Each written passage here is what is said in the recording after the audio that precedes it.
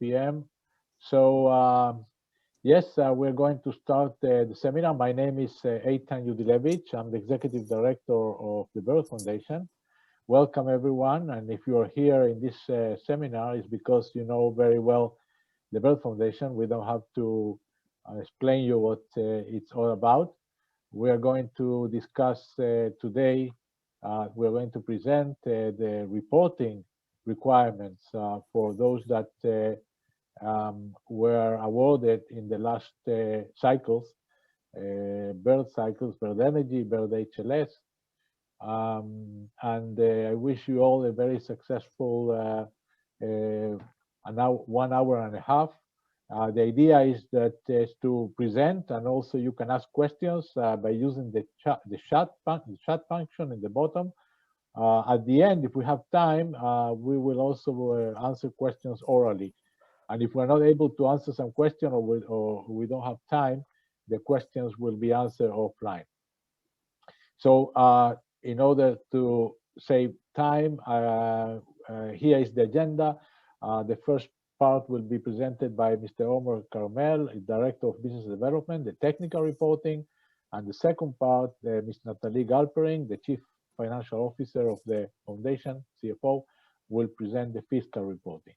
And as I said, during the seminar, during the presentations, you can ask questions. I will try to answer them in real time.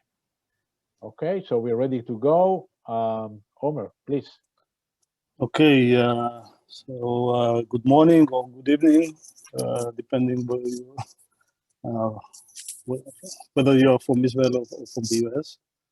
I'll review the technical report and we'll explain the purpose of it, and we'll review together its content, and we'll understand how to submit it during your project development. So the objective of the technical report is obviously to monitor the project progress and to put us all on the same page. You know, both the Berthef team, but also the partners, regarding the project status. In addition, these reports will allow us to assist you in making better decisions that could optimize your grant utilization. So this is important for you. And it will provide us better insights regarding how to recommend you overcoming some unforeseen challenges. If there is one thing I want you to remember from this webinar is that all of us in Berthef regards ourselves as your partner, and I hope that you will do the same. Essentially, we want you to succeed. And will assist you the most if you keep your communication lines with us open and update us on any change or challenge you encounter during the project. So on this slide, you can see actually all the Berthef team with the relevant contact details. I won't go into each and every one of us, but I'll just mention the finance department on the left side, Natalie, our CFO, and Rian, our finance manager. And you can see 4 names signed with the PBC acronym. PBC is what we call the primary Berthef contact. And we assign this person for each and every project. And this person will accompany your project from inception until completion. We will also review your technical reports and give you either feedback or approve them. So the Pbc team consists of Eitan, our executive director as well, Limor Nakar-Vincent, Tal Kelem, and myself. If needed, you can see also the details of our US offices on the right-hand side. So here in this table, you can see, you know, all the Berthef grantees that participated in the general program. The left column in the left column, you can see the bird reference number. This is your project reference number, and you need to use this number whenever you are filling your reports, and also whenever you send us any mails, fax, or whatever. So keep this number accompanied to your project, and in all the reports. So you can identify yourself in this table and see also on the right-hand side who is your Pbc, who is associated with your project. So in the next slide, this is the same, but it presents the names of the grantees from the Bird Energy Program and the Bird Homeland Security Program. So again, identify what is your bird reference number, identify yourself and your partners, and identify who is your primary bird contact associated with your project. Okay, so let's move to the reporting itself. So let's start with the reporting schedule. Generally speaking, by the end of each segment, you'll need to send us technical and fiscal reports. And you have 30 days following the segment conclusion to send us the reports. The soft copy should be uploaded to our system, which I believe you already are familiar with, the upload system. And we ask you also to send us hard copies. I'll elaborate on this later on. The dates which appear on both segments, technical and fiscal reports, should be identical. Don't give us different dates on the fiscal and technical. And remember that the approval of the reports is actually prerequisite for the continued funding of your project. So you don't want to delay the report submission. Regarding the final reports, you have 60 days following the project completion. The project completion date, we call it the termination date. It's this is the name we use. So you have 60 days to send us the final and marketing reports. The following slide provides actually an example of a project. So in this example, the project duration is 1.5 years or 18 months. And the project begins at the effective date, which is marked in red. And after the first segment is over, we expect you to send us the first interim reports, both fiscal and technical. And you have 1 month to send it to us. So we expect to get it by month 7, assuming we're counting from the effective date. And your Pbc will review your technical report, and the finance team will review your fiscal report.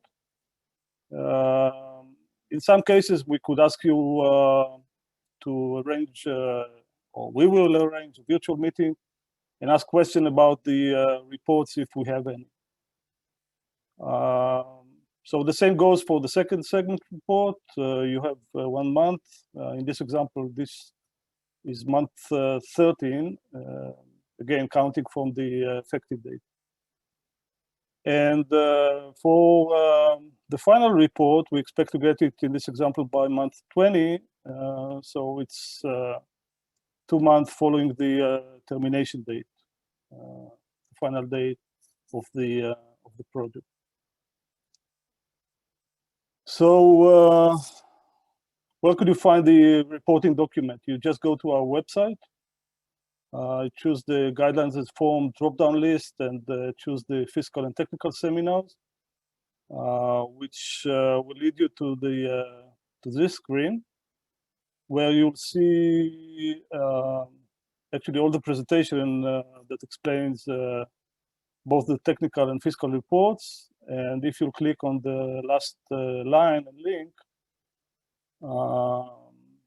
you will see and find all the both the guidelines explaining how to fill the reports, and also the reports templates, which you should fill in and articulate based on the guidelines. Okay. So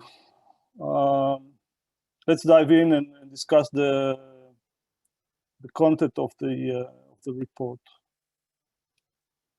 So generally speaking, I would say that you know, everything is actually explained in the guidelines. So read the guidelines and the instructions, and just prepare the reports by the book. You have the link to the guidelines on your screen, and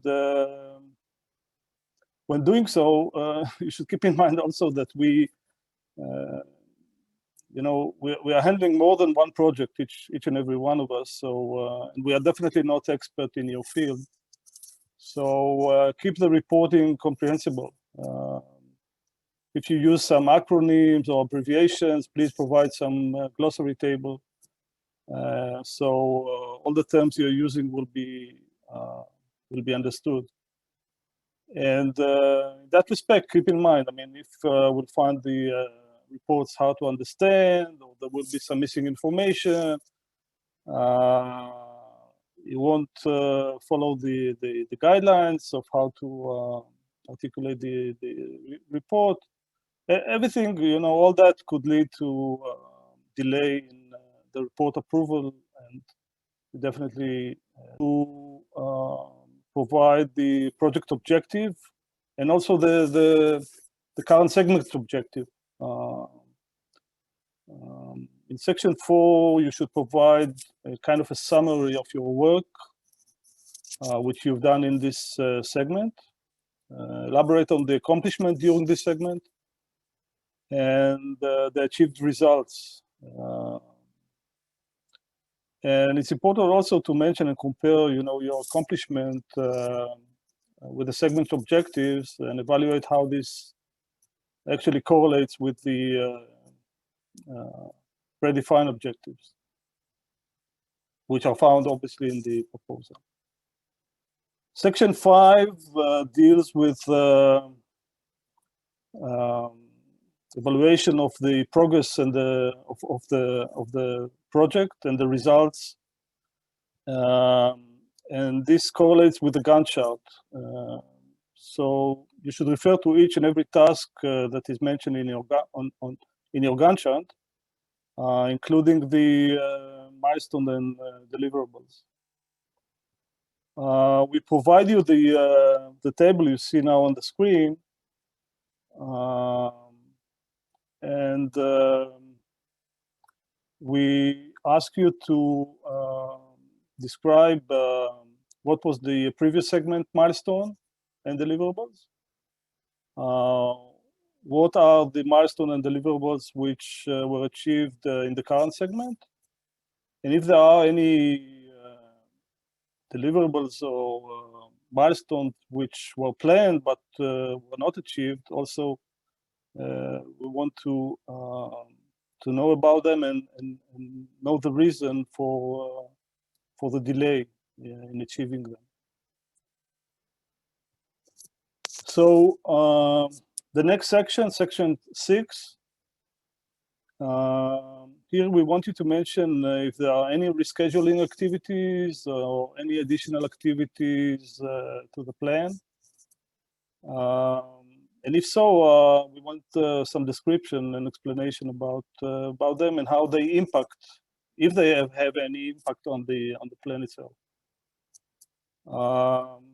Remember that if you are behind schedule with your project,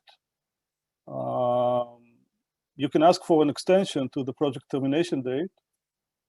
And it makes sense in most cases to consider an extension, again, assuming you are behind schedule, if you are somewhere around at least the second half of your project roadmap. And you can ask this extension up to 3 months before the project termination date. So remember that, and it's better to give us a heads up sooner than later. In section 7, we ask an update of your project Gantt chart, such that it will reflect the progress and the status compared to the original plan.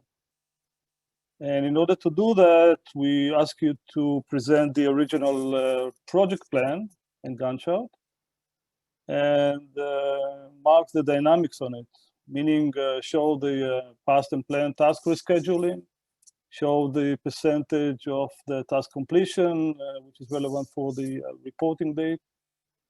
And if needed, if you have any variations in the project plan, please describe and provide some explanation, and if needed, even a new and updated project plan. So in section 8, section 8 deals with the cooperation and the collaboration between or among the partners. And we would like you to provide us some feedback and update regarding the ongoing level of cooperation and coordination. And based on our experience, this is more than 40 years of experience, one of the key ingredients for a successful BERT project is a good cooperation and collaboration between and among the partners. So we do recommend you to build the mechanisms that will ensure good level of communication. And this could consist of weekly or monthly calls, communication metrics, some agreed upon procedures or ways to discuss and resolve challenges and so forth. This is important. In section 9, we ask you to revisit the risk analysis, which we have provided in the proposal. So if you encountered any revisions and any changes of risk factors which are associated with your project, either for the good or for the bad, we want you to highlight that and give us an input on that. And we ask you to reflect it in an updated risk analysis table. So you could provide the original, and if you have any changes, provide us the revised risk analysis table. And we would like to understand, based on this risk analysis, of course, whether this has any implication on the project and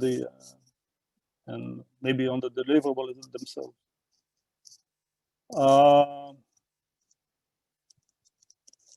Okay. Regarding section 10, here you're asked to refer to the market and commercialization dynamics, meaning you should refer to any evolving changes that relate to the market and your sale forecast. So, and if you expect these changes to have any effect on the program plan, please elaborate on these changes.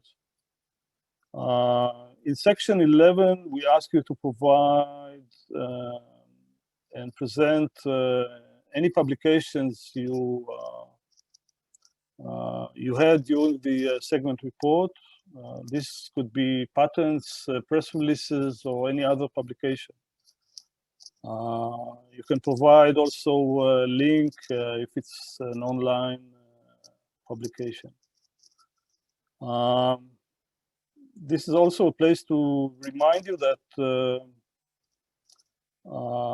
there's a section in the CPFA, the contract with BERT, that requires you to acknowledge the support of BERT in any publication which is related to your project. So now we'll elaborate a little on the final report. Essentially, it has two sections, two parts. The first part is actually the same as a standard technical report. It misses the plans for the next segment because there's no next segment, of course. And you are asked to provide some information about future activities related to the products and the planned and your plans for the future. These plans could be done either separately or jointly by the two partners. For the future activities, if you have any future planned developments which originate from the development you've done in the project, again, this is something which we would like to know. And if you have any future plans for marketing and commercialization activities, again, this is something we expect you to provide in this part. The second part of the final report is actually an Excel file, and it deals with the marketing forecast. Basically, it should reflect the deliverables and products that will be offered to the market following the project completion. And this should reflect also the market potential of this product. So you are asked here to mention if there are other products or opportunities which are relevant to the project deliverables, and mention the future planned joint activities between the partners. The first worksheet of this Excel file, you can see it on the right side of your screen. It's just the cover page, and both companies should sign on it.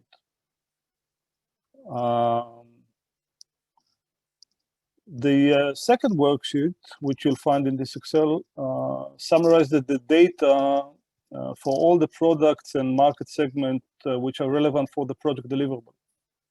You can see, I don't know if it was the arrow, but the blue arrow actually points on the potentially the table that reflect the combination of the market segments and the products which could be relevant and could be associated with the project deliverable. So you actually have here 4 combinations. And you have, following that, 4 worksheets which are associated with this combination. I won't get into each and every one of them, but I'll just say that for each one of these combinations, assuming they are relevant, of course, I mean, you can find yourself only with one product and one market segment, but you know, some projects could have more than one. So you are asked to fill the details in these worksheets and provide details about the products and the relevant markets, provides the forecast of this combination, and compare it to the original sales and revenues forecast you provided in the proposal. And if there are any revisions, we would like to understand why, what are the reasons for these revisions.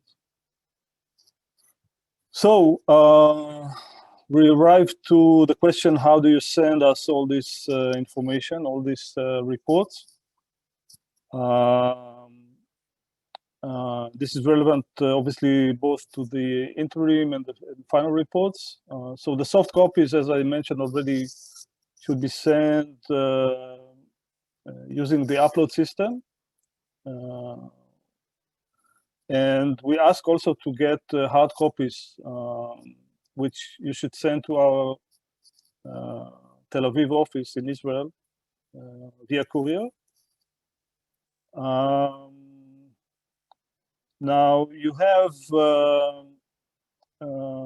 guidelines regarding how to upload the soft copy, you have it on your screen here. So again, on our website, guidelines and forms, you should choose the reporting upload system, and this will provide you all the guidelines on how to actually use the system. If you'll just go to upload.berthef.com, you'll be able to actually perform this upload. You should enter your username and password, choose your company project, and upload either the technical or fiscal report. And I remind you all again, I mean, don't forget to send us the hard copy. We actually start reviewing your reports only after we get the hard copy to our offices. So don't forget them. So this is pretty much it. I'll review also some frequently asked questions, which could spare you maybe questions marks you have already. So if the progress of the project is slower than the program plan, do I submit the technical report as scheduled? The answer is yes. If the actual spending of your project is less than the forecast, again, yes, you should submit the technical report as scheduled.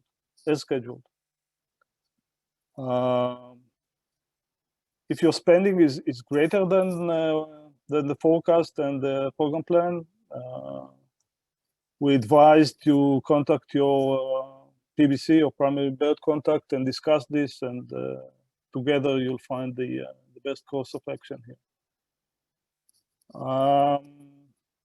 If only one of the reports is ready, either the fiscal or the technical, you should not submit them separately, okay? I mean, you have to finish them and send them together.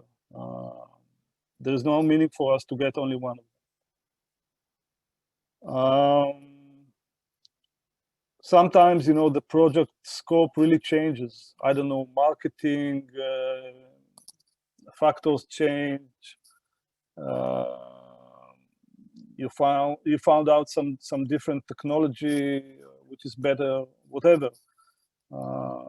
This will probably have some effect on the whole project and the whole program.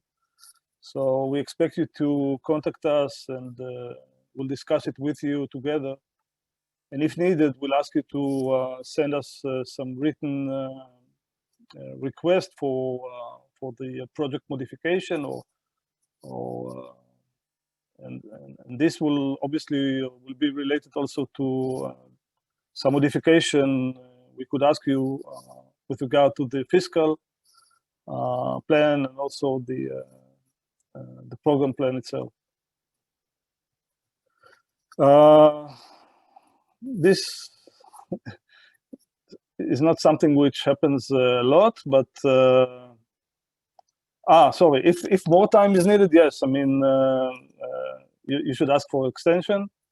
As I mentioned, I mean, you consult with your PBC and you submit some formal request signed by both company.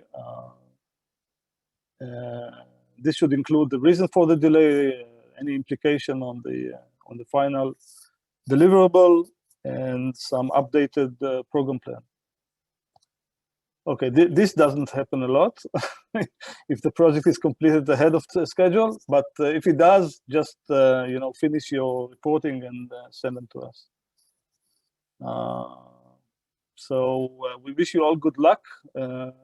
If you have any questions, obviously we expect to get them after Natalie will share with you the fiscal report part. Okay, thank you very much, Omer. This is Eitan Yudilevich again, the Executive Director of the Berthef Foundation. We've been answering some questions in the chat, and we will continue doing so. in real time. Natalie will now present the fiscal reporting. And before Natalie starts, I want to go back, and since we have some people that join us a little bit late, again, congratulations to all of you for having succeed in this competitive process. And now you're listening to the technical and fiscal reporting, which are extremely important for the success of the project. And Natalie will also explain about the contract, the CPFA process shortly. Okay, Natalie, please. Yeah. So good day, everyone. And I'll start with the topics that I'll be covering. So first of all, I'll address the CPFA steps towards signing the CPFA and some relevant annexes in the CPFA. And then I'll be discussing the fiscal reports, variation from budget, repayment terms, and the commercialization reports, which come in after the project is over. So steps towards the CPFA. By now, you probably received from Ms. Chava from our office a letter describing all the steps that you should take. Among those steps are adjusting the budgets. The total of the budgets of both companies should be exactly twice the awarded grant. In most cases, that means that both companies should scale down the budgets to fit or to adhere exactly to that rule. We do expect you to keep the same ratio as in the initial proposal, but with lower numbers. The program plan should also be adjusted. Now that you have the start date of the project and or you're planning to start it within several weeks or months, you should present the grant according to this start date, which we call the effective date, and the duration should be exactly as approved in the proposal. That means that if your project was approved for 24 months, the grant should be also should present 24 Gantt chart. There are some details that are required, such as contact people, a bank account number, and other details. All those details will be filled into the CPFA. Since we will be preparing the CPFA, you should just send those details to our office, and we will fill in those details into the CPFA. A significant part in the process is the company-to-company agreement. This agreement is a bilateral agreement between the two parties of the contract. It is not the agreement with the bird, but between the two companies. Those agreements are very, very specific to the project. Some companies just address the CPFA and how to take care of the reports and other things that are directly related to the project. Other agreements go as far out as the commercial stage after the commercialization or the IP issues. It's up to you to see how far you want to take this company-to-company agreement. What we will be specifically looking into is to see that you make reference to the CPFA and the fact that both companies have certain liabilities and the commitments according to the CPFA, and that the CPFA overrules any other understanding. That means that you can reach a different understanding between the two companies, but in case it doesn't adhere to the CPFA, the CPFA will be the agreement that prevail. Financial status analysis, it is relevant to private companies only. Here we will be looking into your cash flow, your 2-year cash flow plan. It is a very basic Excel questionnaire, and therefore we'll take it from there whether we need additional information or whether that's enough. Once all this process is completed, We will be preparing the CPFA and circulating it to the companies. In the standard procedures that will be contacting the Israeli company and asking them to come and pick up the CPFA. Those days will make some specific adjustments due to the current situation. Upon signing the CPFA, we'll be executing the first grant payment. The payment is an advance towards the first segment of the project.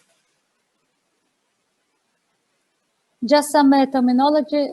I've used the term effective date. Effective date is the start date of the project. It is different. You'll see the third bullet from the signing date. Signing date, it is just the official date that you sign the CPFA. The effective date could be prior to signing date or just close after the effective date, not much later than the sign. So right after the signing date, not much later than the signing date. You can take it as far back, even several months prior to signing date. Then we use the termination of product development. This term is used only in pharma agreements, pharma CPFA, since it has a very specific meaning when it comes to repayments in pharma projects. Most of the companies are not pharma projects, so if you have this pharma agreement, we can explain it further. In Annex B, you'll see this is a general Annex B without numbers, but Annex B addresses the payments. So you see that the general scheme is that companies should reach a certain trigger level of expenditure. Upon reaching this level, they are entitled to receive a payment. So here we're looking at a 12-month project. First payment will be right after the signature of on the CPFA. Each company will receive a down payment. After a 6-month period, both companies will submit the reports. The reports will be reviewed, and if each company reached its own level of required expenditure, you can see that we represent the Israeli company and the US company. Each company is analyzed on its own financial report. If it reaches the required expenditure, you'll see here a number that will present what is the next payment that is due. The next payment is also an advance towards the second segment of the project. It is always an advance towards the next segment. And then we see the final payment. The final payment, again, will come in after the second report. After the second report, we'll review it. And then we'll make the last payment, which is usually split into two amounts, a down payment and an additional amount that is left after the audit. Annex E. Annex E deals with project milestones and deliverables. It includes a description of milestones and how they are measured and their achievement date. And also it includes deliverables with their also expected date of achievement. Annex E is closely related to milestones that you've presented in your proposal. So you should take it from there and refer to them in your Annex E. There may be some adjustment that will be required, but we'll be contacting you once you send us your Annex E for the CPFA. Please note that it is in addition to the Gantt chart. It is not, it doesn't replace the Gantt chart, but it comes in addition. Also, when you will be providing the technical reports, you should be addressing those milestones and deliverables. Now getting to the financial, to the fiscal report. The fiscal report has 10 sections. The first page is the fiscal report cover page. Here you should write the bird reference number. That's the 4-digit number that was presented in the initial table that you've seen. Project title and company name, since the same title refers to both to Israeli and US companies. So here's the place to write your name. Type of report, whether it's an interim or final report, and the reporting segment. It should always be from the first day of a specific month till the last day of the last month of the segment. So this way, the number of months is a round number. Usually it turns out to be 6. Project start date, that's the effective date, and it is the same throughout the project. It doesn't change. The next page, you'll see that it is all white. That means that it is just an informative page. You don't need to fill in almost no information, just at the bottom. I'll talk about it. But those cells get populated from the next pages that will follow. It presents the cumulative budget so far. Since everything is on a cumulative basis, it adds up the budget for this segment, and then the budget included the previous segment, and so on. And then it also should present the total budget for the project, not for the segment, but for the entire project. That means that you should fill in this budget at the beginning when you are preparing your first report, and it shouldn't be amended unless there is an amendment to the budget. This column remains constant. At the bottom, you'll see 3 yellow cells. Budget for current reporting segment. That refers to your planned budget that you were planning at the beginning of the segment. Your plan towards the next segment, next budget, and if you have an update for total budget for the project. Those are just informative fields. We don't use them when it comes to payments or when it comes to review of the project. It is we find it very useful actually for companies to have this information ready, since when they're addressing those the planned budget and the updated budget, sometimes they understand that they're either below expenses, below planned expenses, or they're running way above what they planned. And this way they can take care of it ahead of time rather than being surprised at the end of the project that the expenses didn't match what they were planning to begin with. And the bottom of this cover page are the signatures. You'll notice that there is another signature here in addition to the 2 that were signed the technical report, and that is the accounting official. Now I'm getting into the specific expenses that are presented in the fiscal report. So direct labor. Here you should present each employee, name of employee, and the profession. The profession will mean the profession at the project. For example, a CEO, it's not a profession in the project. He could be addressed as for example, if he's doing some R&D work or CTO, or some specific duties that are related to the project, not a general management position. Then there is number of months during which employee spent on the project.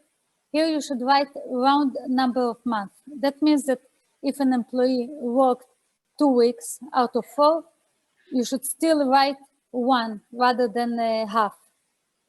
The reason is that at the next column, you can address the percentage on the project.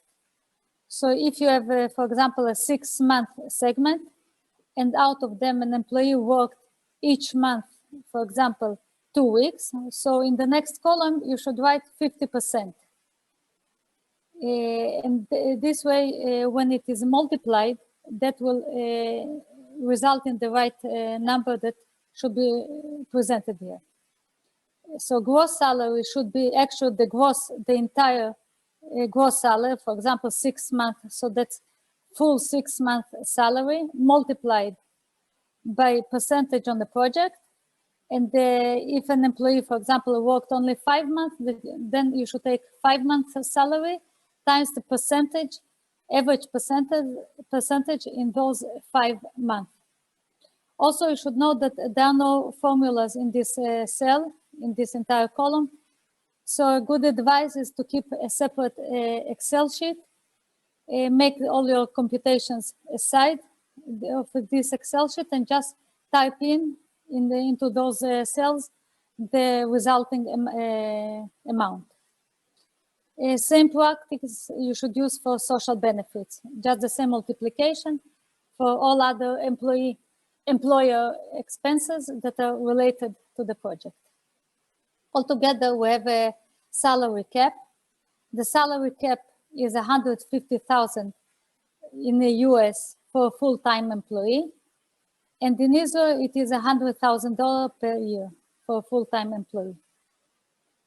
Next column will be total charge to project, which is basically, it adds the two columns on the left. The next column is totally previously reported. Here you should copy the previous report. So starting from report number 2, you should copy the numbers that you've already computed in the first report or in the previous report into this one column. And everything will add up to cumulative to date. Approved contract budget, that is the full budget for the entire project. Here there's a summary of what we just discussed. You should note again that corporate executive, secretarial staff, legal staff, they're not part of the budget. We account for them as an overhead. You'll see here, 25% overhead. That compensates you for the overhead employees, which are not directly related to the R&D tasks of the project.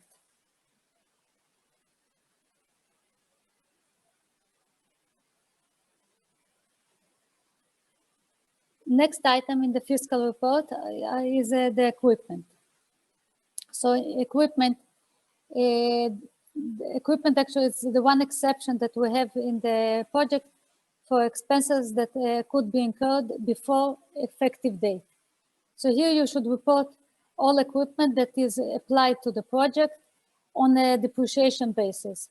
We allow for a regular piece of equipment which was purchased during the project to depreciate it over 36-month straight line depreciation, unless that is a piece of equipment which is depreciated longer in your books. So there's a depreciation practice that is known for different types of equipment. So you should apply the accepted depreciation rate for each piece of equipment. If you're not sure, 3-year depreciation is fine. If you're using an equipment which was purchased prior to effective date, then definitely the depreciation should be longer since it was already pre-purchased.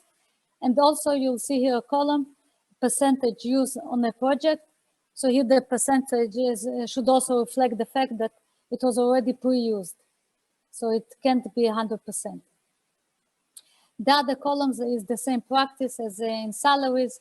It is a charge to project, that's the multiplication, total previously reported, and the approved contract budget. The same is used for leased equipment. Lease equipment, you can just here use the monthly leasing costs. Next item, travel expenses, whether it's foreign or domestic travel. So here you should present the person who took the trip, the dates, destination. It is preferable also to mention the purpose of the trip, for example, an exhibition, meeting a customer, R&D meetings, whatever is relevant. the amount charged to the project, and the same thing. Here we accept the same items as you would normally apply to your travel expense, travel report in your organization. You can use the air tickets, whether economy or business class, hotel, car rentals, and everything should be supported with the invoices.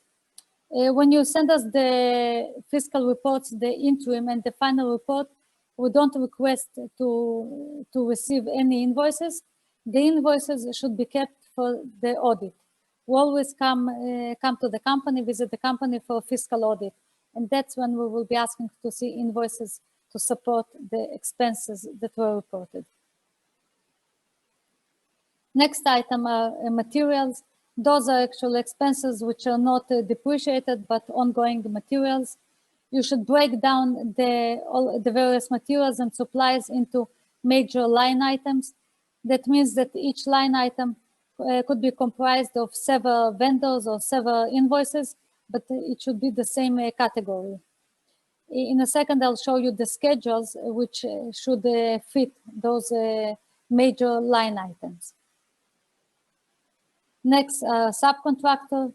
Here, if you have a significant subcontractor, or in the next page, we also have consultants, we may ask to see the agreement with the subcontractor, what type of activities or tasks the subcontractor will be doing.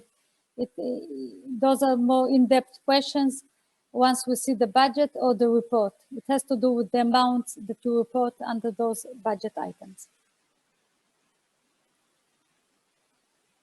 Other expenses that we allow are various expenses which were not previously presented. For example, marketing expenses, exhibition, regulatory activities, field trials, things that are presented here. Let me just address the patent expenses. In patent costs, we allow only registration costs. That means that the legal consultant that is preparing your file and the legal effort that goes into those patent registration, we do not accept it as an allowable expense, only registration costs. The rule here is that you can file in 2 countries for patents, and in each country you can file up to 2 patents. So the first allowable patent in the first country will be 20,000, and you can add another patent in another country for additional 5,000, and same goes for the second patent as well. So the maximum will be 50,000. Here you'll see examples of supporting schedules. So each category of expense that I've talked about, such as equipment, materials, and other things, have a supporting schedule. Each table here, each schedule should fit exactly 1 line item in the major report. And here you should go into detail up to an invoice level detail. That means that you should write here the vendor name, date of invoice, invoice number, payment date, some reference to identify the payment and the amount. And the total of the column in the first table should be exactly the same amount presented in one line item in the major category, a major table in the total budget, total fiscal report. So you can see those schedules for each and every category. Now I'd like to discuss a variation from budget. It is very often that over the project, the budget is not as you planned at the beginning, and you need some variation from the initial budget. So as long as the variation in each category is up to 15% above the original budget, you don't need to ask for a budget revision. Of course, you need to have underspending in another category, since the total budget can't change. It remains the same over the project. In case you want a higher variation from budget, above 15%, then you should write us a request explaining the nature of the budget revision. That means that it's not just a request telling us that I want to spend in one, for example, on consultants more, on salaries less, but you have to explain how, for example, if you had a new subcontractor, or if you decided to outsource your work rather than do it in-house, it has to be in line with things that are presented in the technical report. So it gives us a full picture of what is going on in the project itself. It's not just a request to change from one line item to another line item. You should also, together with this letter, send us the new budget that you are requesting to be in place. Such request should be, we should send you an official response. So if you don't receive a response within 2 to 3 weeks, please just write us another email. Maybe for some, by mistake, it somehow slipped us and we didn't respond. It is an official request to modify the CPFA, and you should be receiving an official letter from us, which either confirms the request or something else, but you should have an official response from us. The request should be sent to us no later than 3 months prior to termination of project. You can ask throughout the project for more than once for budget revision, but the last request should be no later than 3 months prior to termination. If you would like to allocate the budget differently between the two companies, then the letter should be a joint letter signed by both companies, and both companies should submit the new budget that applies to them. I'd like to show you here an example of cases that we see that the budgets are not being utilized, even though the company actually spent more than the original budget. So this example is relevant only for cases where a company didn't ask for a budget revision. If you ask for a budget revision, then actually your revised budget should be approved, and you don't run into those cases. So on the left, you'll see original budget. We see the original budget, which was in total of 693,000. So actual expenses under direct labor were below budget, 450, and we recognized 450. For materials, the company also underspent. It was 80,000 instead of 100,000, so we recognized 80,000. So we can see that they have extra budget to use for other budget items. For foreign travel, the original budget was 10,000. The company spent 20, so we can allow up to 15% deviation. So we recognized 11,500. Subcontractor, same thing. The budget was 50,000. The spending was 70,000. So we allow 15% deviation, which is 57,500. Then we have consultants. Here, the original budget, there was no original budget. The company actually spent 45,000. But here we can't recognize any expense since there was no budget to begin with. So we ended up with a company that actually spent above the original budget. They spent 665,000, and we can recognize only 599,000. And actually this example looks quite obvious, but we run into those cases quite often. So you should be on top of your budget ahead of time, plan ahead. If you see an example, like you see here, just write us a letter asking for a budget modification with the new budget, and then you won't have to deal with underutilizing your budget. Now I'd like to address the repayment terms. It is just a general reference. It is all taken from the CPFA. You'll see section B in the CPFA with many subsections dealing with repayments. So once the project is over, Bird will be entitled to receive repayments if the project is successful at a rate of 5% from sales. Bird will also be entitled for one-time repayments in several occasions, such as outright sale of the technology, IPO, transfer of control, and those events, it may vary, but it could reach up to 50% of the proceeds in the transaction. I'm just, again, saying it in general terms because it is very detailed in the CPFA. It is very important that you'll be aware that, that those sections are there. The maximum repayment under any of those items could be 150% of the original joint grant.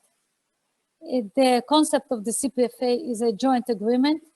We don't look into, there is no such, we don't look into the amount that received by each company, but we look at the joint amount received by both participants. So the maximum could be 150%. There's an escalation table that reaches that maximum amount 5 years after termination of project. And it remains constant at 150%, adjusted to CPI in the US. In a pharma project, there's also a term, conclusion of product development. And that event also triggers a repayment. Again, it is only in pharma projects. Another report, I'll talk about it just briefly. That's commercialization report.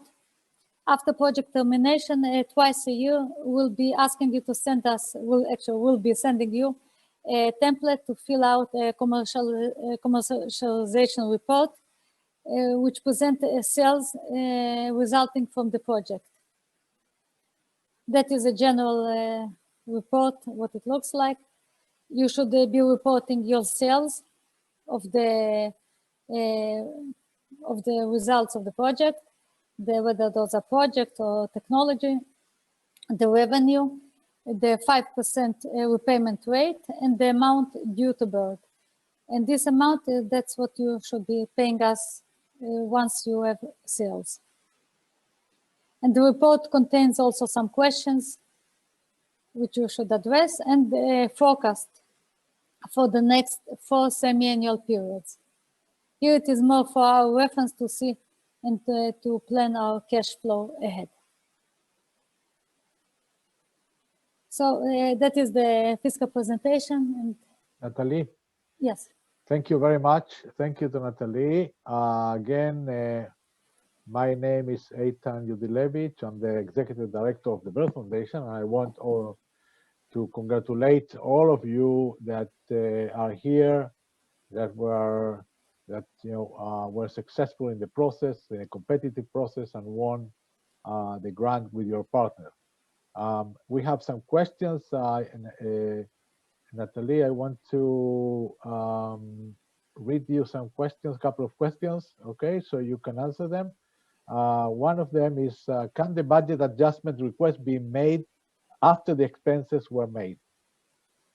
Yes, the budget, we always deal on a cumulative basis. So as long as you have those 3 months prior to project termination, you should always look back and accumulate all your expenses, look forward what you expect additional expenses to be, and that should be your request for budget revision. Thank you.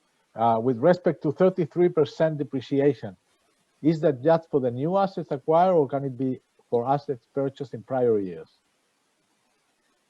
So in prior years, it should be longer, since there were already prior years that even if the original piece of equipment was 33%, but you have additional, for example, 2 years prior to the project, so it's already 5 years. So from here, you should compute the relevant percentage. 33 is a standard percentage for equipment which is purchased during the project. Okay. Can you review again the issue of the 25% and 5%, the overhead, the G&A and overhead. Yeah, the 25% overhead, that's a general overhead on labor costs. It should take care of at least partial compensation for staff which cannot be budgeted specifically in the project. Here we're talking about secretarial, financial staff, executives. We don't expect and we won't approve them under the regular budget items. In the regular salaries, we expect to see technical people, marketing, R&D, and all other personnel, which is general.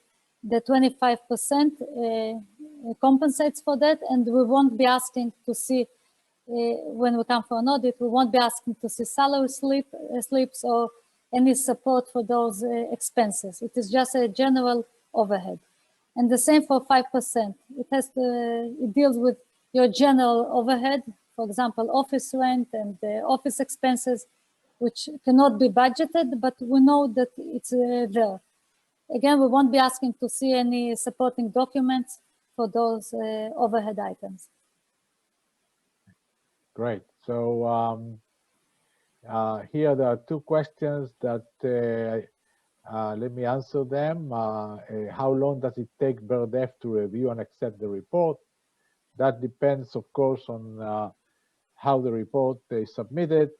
We try to do this in a month, but it may take longer for various reasons. And generally, the main reasons are because of questions that come up in the technical report and, of course, in the fiscal report.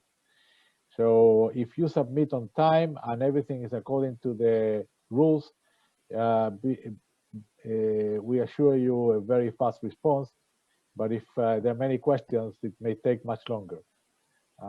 So it depends on how you follow the instructions.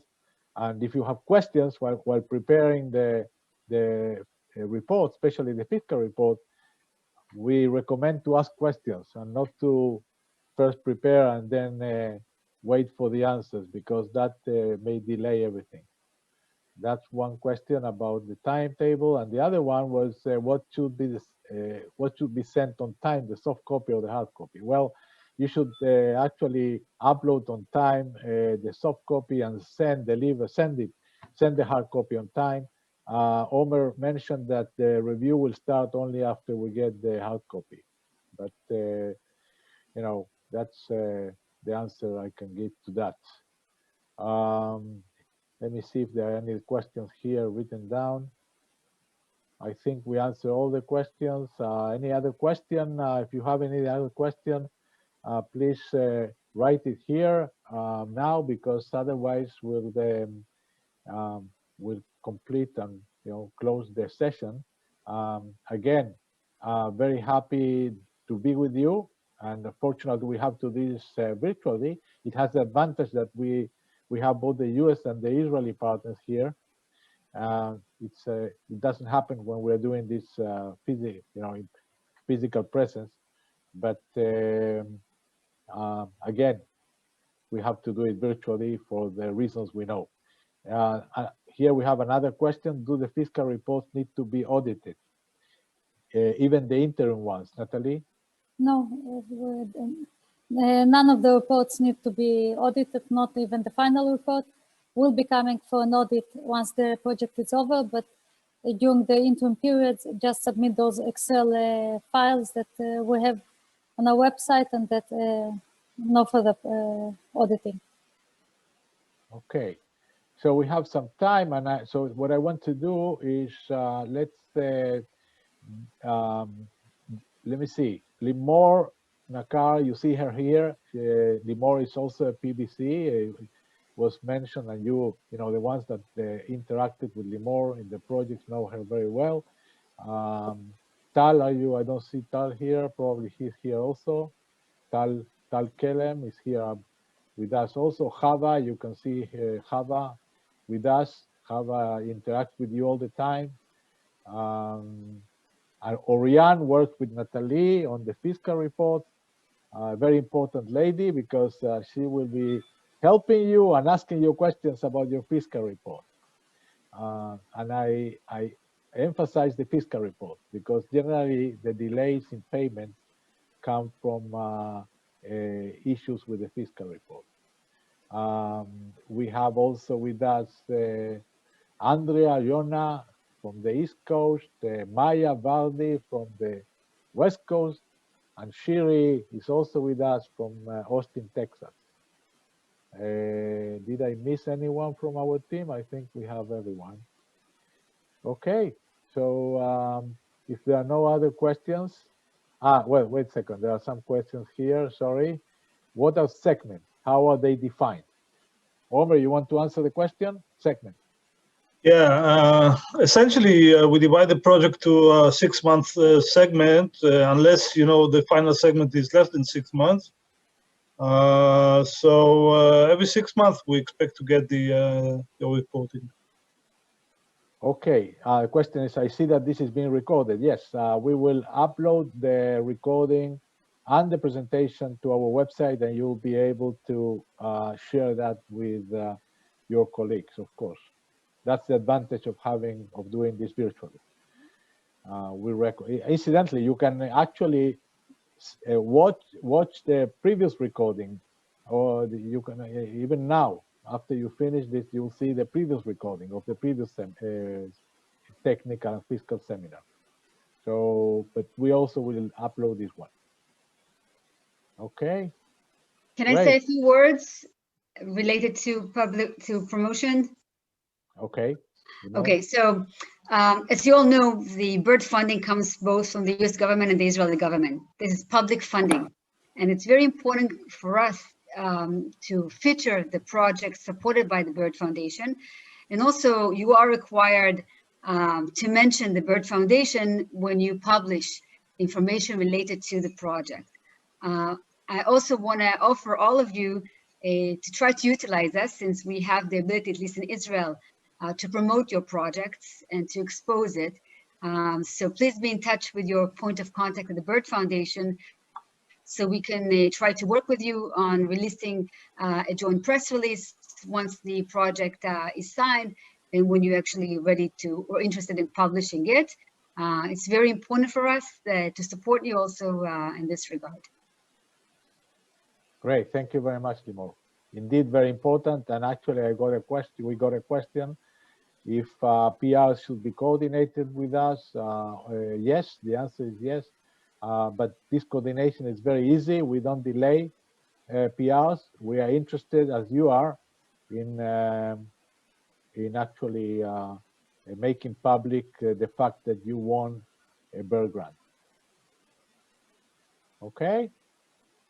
Any other comments from the BERT team? We have a couple of minutes. If not, if everything is fine and no more questions, let me see any other questions here. No?